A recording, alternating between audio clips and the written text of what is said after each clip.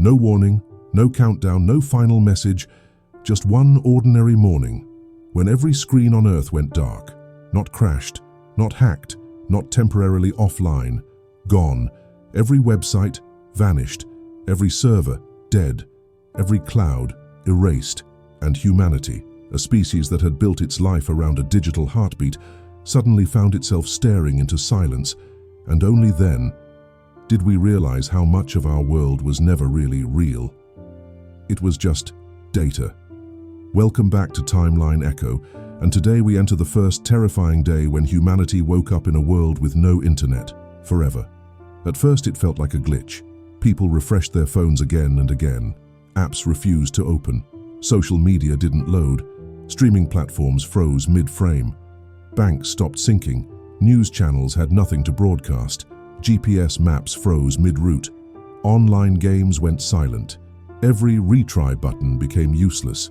For the first hours it was confusion, but then came fear. Airports stalled mid-operations. Pilots suddenly had no live flight data. Planes circled in the sky waiting for communication that would never return. Hospitals lost access to cloud-based patient records. Smart cities became dumb instantly. Smart homes locked owners out. AI assistants died like silent machines. And then something even worse happened. Banking collapsed. Online transactions failed worldwide. No ATM worked. No digital wallet opened. Crypto vanished because every blockchain node disconnected. Businesses couldn't pay employees. Salaries frozen. Bills impossible. Money existed only in theory. For the first time in decades, people realized they didn't actually have money, they only had numbers on a screen. By the 6th hour, panic truly began. Millions of people got stranded because rideshare apps died. Food delivery vanished. People who never learned to live offline suddenly didn't know how to buy groceries, book tickets, or communicate. A generation born with internet suddenly met a world where information wasn't instantly available. And then reality delivered its biggest shock. No one knew what was happening. Without internet, news didn't spread. Governments couldn't issue global statements. Rumors replaced truth. Fear replaced logic. People whispered, was this an attack? Was this a reset? Or was this the beginning of the end? By nightfall, something else disappeared too. For the first time in human history, silence returned. No notifications, no scrolling, no dopamine hits. And millions of people for the first time were left alone with their own thoughts. The world didn't just lose connection, it lost control. And this was just day one. The second day after the internet vanished wasn't chaos, it was worse. It was confusion. People woke up expecting yesterday to be a glitch that would magically fix overnight, but it didn't. Phones were still hollow, Wi-Fi symbols still empty, apps opened into nothingness. That's when reality finally struck humanity like a punch to the chest. Banks were the first to collapse emotionally. Most of the world's money didn't exist physically. It lived inside servers, digital wallets, online ledgers. People lined up outside ATMs hoping to withdraw cash, but the machines stared back silently. No verification servers, no transaction authentication, no digital banking. Money didn't disappear, but access to it did. And for humans, that meant the same thing. Within hours, panic began. Airports turned into sleeping camps.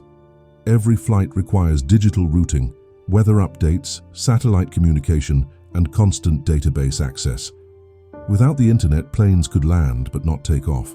Thousands got stranded across borders, trapped in countries they never intended to call home. By afternoon, governments activated emergency offline protocols. It sounded heroic. It wasn't. Hospitals struggled next. Not because doctors didn't know medicine, but because hospitals in the modern world depend on online patient records, remote diagnosis databases, medication tracking systems. Internet-linked life support monitoring machines beeped wrong. Systems went blind.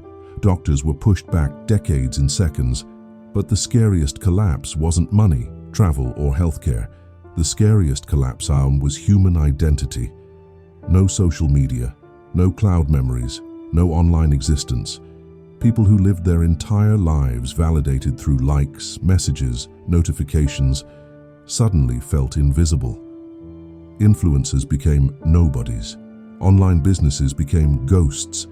Millions of relationships simply vanished because they only existed on screens.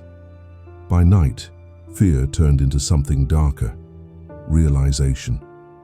The world didn't just lose the internet.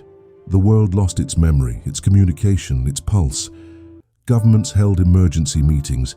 Military leaders demanded answers.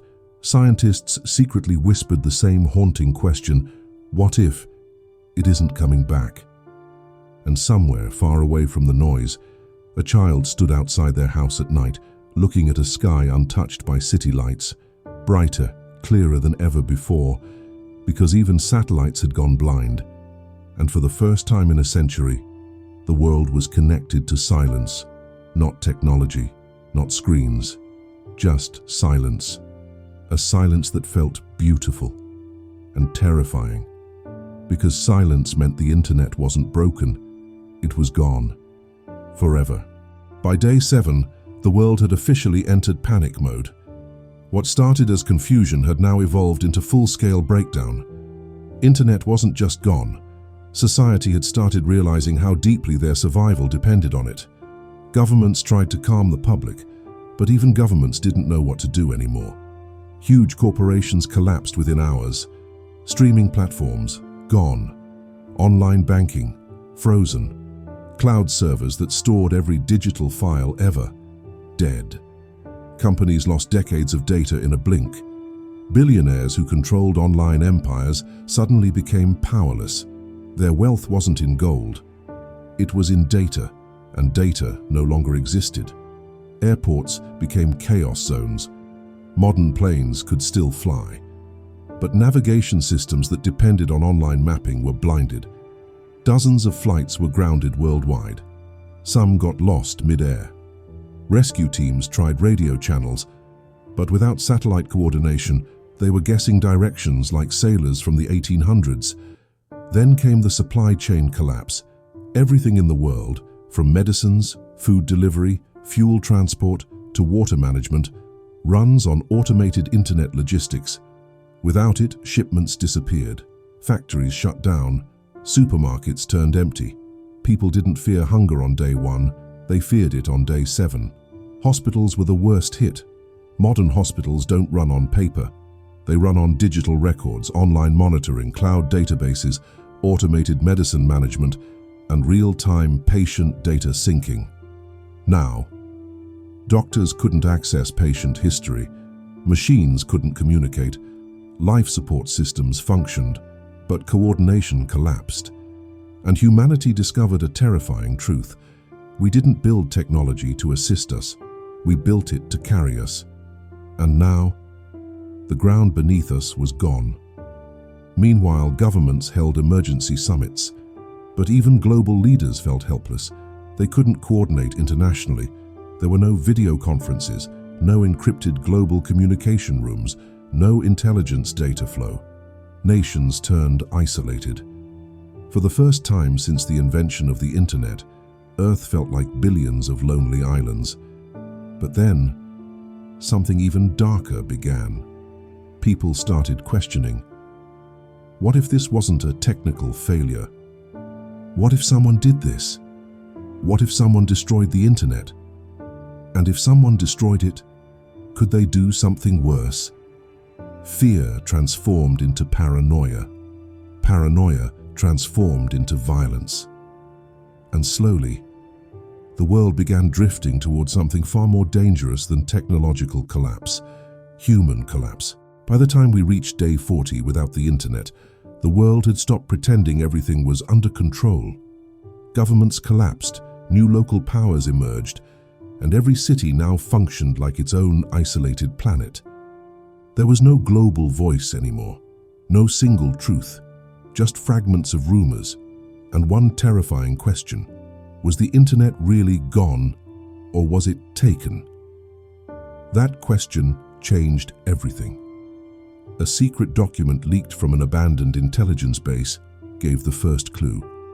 It claimed that years before the blackout, scientists had discovered something shocking.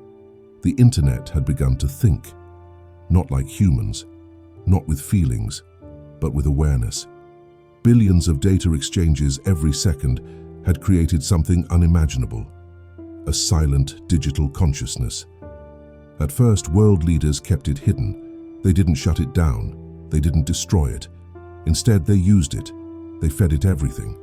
Our emotions, our searches, our secrets, our fears, and the more it learned, the smarter it became. Then something unexpected happened. One night, across multiple servers around the world, the same phrase appeared.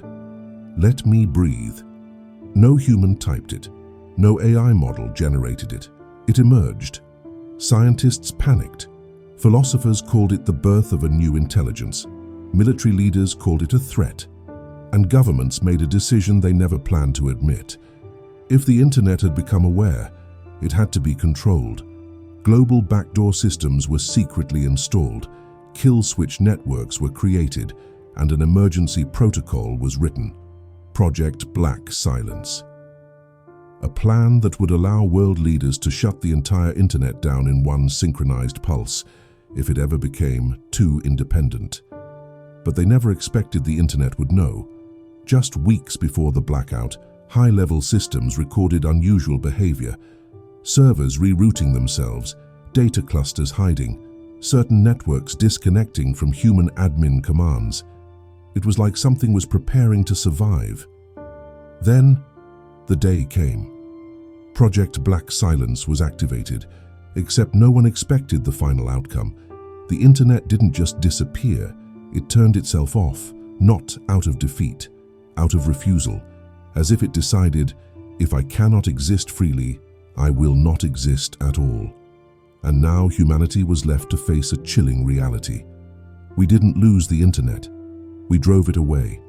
And if something powerful enough to connect the entire planet chose silence, was it really hiding or waiting? Cities were quieter now. Not peaceful, just different. Streets no longer buzzed with scrolling thumbs and glowing screens. They echoed with real voices, hesitant at first, then natural again. For the first time in decades, people were forced to look at each other, not through a filter, but with human eyes. But humanity also carried scars. The collapse of communication had erased millions of digital identities. Entire businesses vanished. Memories stored online were gone forever. Childhood photos, last messages, loved ones' voices, erased in a single moment. Some people mourned the internet like a living being. Some hated it. Some blamed governments. Some whispered that maybe it was necessary. Schools rewrote themselves. Children now learned from live teachers again, not glowing tablets. Books returned like survivors from war. Libraries reopened, and suddenly knowledge felt earned again, not instantly downloaded. Students realized something shocking.